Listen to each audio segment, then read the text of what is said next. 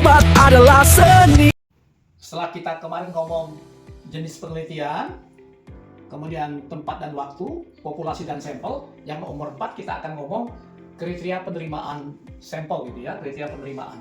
Jadi kriteria penerimaan ini tergantung dari metodologi ya, jadi kriteria penerimaan ya. Jadi saya cuma mengingatkan lagi penerimaan ya, jadi metodologi secara hierarki terbagi dua, deskriptif ya, deskriptif, dan satu lagi analitik ya, analitik ya. Nah, yang deskriptif ini ada 7 gitu ya, ada 7 seperti biasa, mulai dari case report, nanti case series, kemudian studi prevalence atau survei ya, atau survei. Yang keempat uji diagnostik ya, uji diagnostik. Yang kelima DDD, define daily dose. Yang keenam DUS, draft evidence study. Dan yang terakhir adalah secular trend analysis ya, jadi ada 7 ya, trend analysis ya, analisis. Sedangkan yang analitik ini seperti biasa ada 2, observasi dan eksperimental ya, eksperimental. Nah, yang observasi itu seperti sudah diketahui ini adalah cross sectional ya, cross sectional, case control, dan terakhir adalah cohort itu ya. Kalian dari sini ini mulai dari yang paling rendah in vitro, in vivo, in silico, dan terakhir RCT pada manusia ya. Nah, semuanya ini mau metodologi deskriptif atau analitik itu sebelum penelitian kita lakukan dulu namanya kriteria penerimaan ini ya. Jadi kriteria penerimaan itu adalah kriteria inklusi ya, kriteria inklusi. Kriteria inklusi ya. Jadi apa yang dimaksud kriteria inklusi adalah dari mana kita inklusi ya, dari mana kita mengambil sumber daripada data atau pasien ya. Jadi kita mengambil sumbernya dari mana gitu ya. Sumbernya dari mana? Dari mana ya? Pasien atau responden atau sampel gitu ya. Nah, ini biasanya meliputi sosiodemografi data ya, yang akan menggambarkan karakteristik daripada sampel ya. Sosiodemografi data ini yang misalnya usia, seks ya, pendidikan misalnya ya, pendidikan, pekerjaan, bisa juga body mass index berdasarkan berat badan dan tinggi badan misalnya, yang dianggap penting berkaitan dengan penelitian kita ya. Jadi sumber dari mana sumber pasien itu ya, ini untuk menggambarkan nanti karakteristik data ya. Yang kedua yang paling penting adalah kalau kita ngomong penyakit, siapa yang mendiagnosa ya, siapa yang mendiagnosa ya, menggunakan alat apa mendiagnosa ya, alat apa ya, alat apa. Kemudian ini syaratnya sudah gold standar atau sudah terkalibrasi ya. Kemudian yang mendiagnosanya siapa, itu ekspertisnya ya, tingkat ekspertisnya ya, ekspertis ya, keahliannya ya. Nah, dan terakhir jangan lupa kalau ini penelitiannya di rumah sakit atau apa, jangan lupa nanti adalah mengisi informed consent ya, mengisi informed consent. Jadi dijelaskan dulu pentingnya penelitian, mengapa penelitian itu dilakukan, kemudian bahaya atau kerugian dari penelitian itu, baru si pasien atau si responden itu akan mengisi informed consent ya. Itu terutama kalau penelitian itu RCT ya, uji klinik berpembanding ya. Jadi informed consent sangat mempengaruhi gitu ya.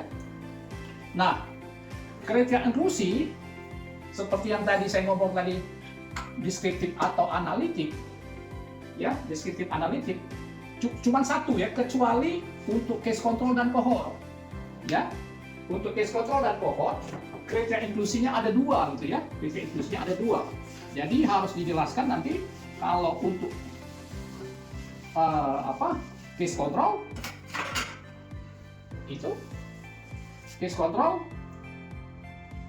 kriteria inklusinya ada 2, yang satu lagi cohort ya, ada 2 ininya kriteria inklusinya. Jangan lupa tuh untuk para mahasiswa dan sejawat. Jadi nanti kita buat dulu kriteria inklusi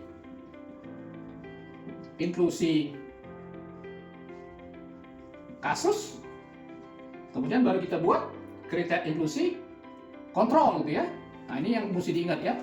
Nah kalau di cohort kita buat kriteria inklusi bukan kasus tapi disebut kelompok resiko, tapi di bawahnya tetap disebut kelompok kriteria inklusi kelompok kontrol gitu ya. Jadi tolong ingat mau deskriptif atau analitik kecuali case control dan cohort itu kriteria inklusinya ada 2 ya. Dan yang terakhir adalah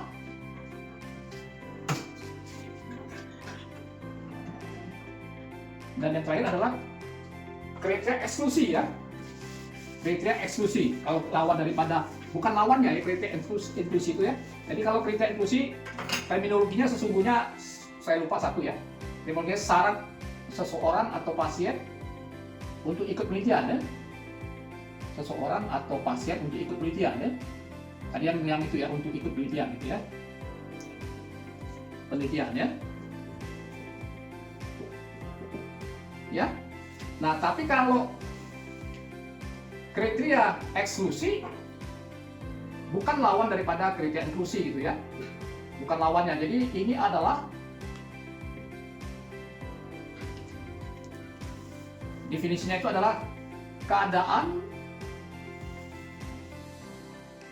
atau kondisi pasien atau responden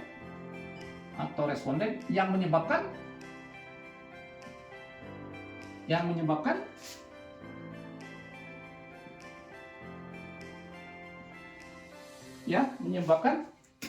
tidak bisa ikut ya penelitian, tidak bisa ikut penelitian ya.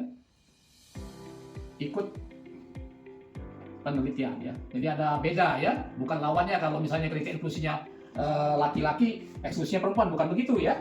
Jadi misalnya tidak bisa ikut penelitian kondisi itu misalnya kalau pada RCT randomized control trial misalnya pasiennya kontraindikasi atau alergi terhadap obat yang diteliti ya, kontraindikasi atau alergi ya, alergi terhadap obat yang diteliti ya. Yang lain misalnya misalnya untuk penelitian yang lain adanya komplikasi ya, adanya penyakit penyerta, adanya komplikasi. Misalnya kita penelitiannya tentang komplikasi, misalnya kita penelitian tentang penyakit penyerta, hipertensi, tapi dia ada apa? Hipertensi, ada diabetes, gitu ya, nggak bisa jadi ada komplikasi ya, ada penyakit penyerta gitu ya. Dan yang terakhir adalah ini juga berkaitan dengan RCT, terkait misalnya balik lagi terkait dengan RCT, kenapa dieksklusi? Karena tadi kontraindikasi, alergi. Yang kedua ini dari RCT yang sering terjadi adalah masalah etika gitu ya, masalah etika gitu ya. Jadi misalnya ada obat-obat belum terjamin informasi tentang kalau di kasus-kasus di kebidanan misalnya belum terjamin masalah etiknya itu apakah ada efek teratogenik atau tidak ya. Jadi itu tidak harus dieksklusi gitu ya. Jadi tidak boleh dilakukan gitu ya. Jadi itu dulu ya, nanti saya lanjutkan lagi ke kriteria dropout atau withdrawal khususnya itu untuk RCT.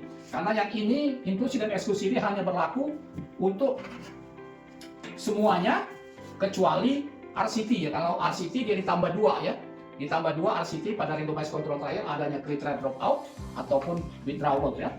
Itu dulu ya. Mudah-mudahan bertambah jelas ya. Terima kasih telah nonton. Silakan subscribe, like, and share channel.